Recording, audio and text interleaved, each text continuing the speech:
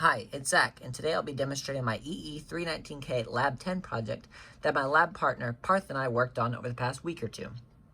Before I begin showing any of the gameplay, I'm going to quickly point out our hardware. In the bottom left, we have a slide potentiometer.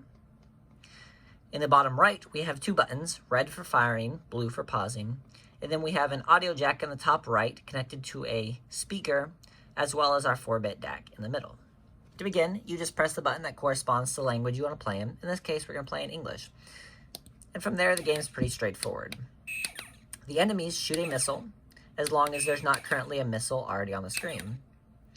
It chooses which enemy to fire based off of the random number generator that was seeded with the SysTick timer based on of when you press the button.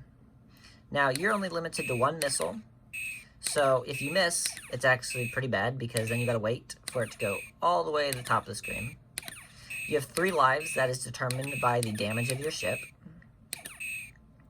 And when you win, the game ends, and we have this cute little animation that says you saved Earth. And the max score is 420. Now, in the case if you lose, we'll go again.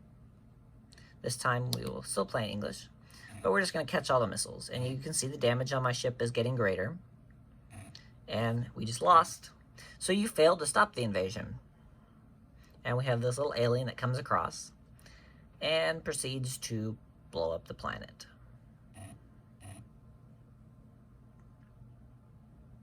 And that time I had a score of 0. So we reset it once again. A couple of cool features. Other than the fact that we have the random number generator that determines when and where the enemies shoot, we also have it to where the enemies will actually slide as far back on the screen as they can. So when you take out the columns on the right or left, it'll actually move farther onto the screen. So this can be useful in the sense of trying to slow down the enemies, because now they have a greater distance to move. Now, of course, when you're closer to the enemies, you can actually shoot faster just because as long as your missile is gone, there is no delay before you can shoot another missile. And then something like this gets really hard because there's only 2 enemies left, and it's always going to choose where the same spot to shoot. So you kind of have to shoot ahead of them to get them in time. In that case, once again, I won. And the same animation. Then quickly we start again, and we can see our pause button. It's just a pause, it just says pause. And if you press it again, the game resumes. Now, it wouldn't be a good game without a little Easter egg.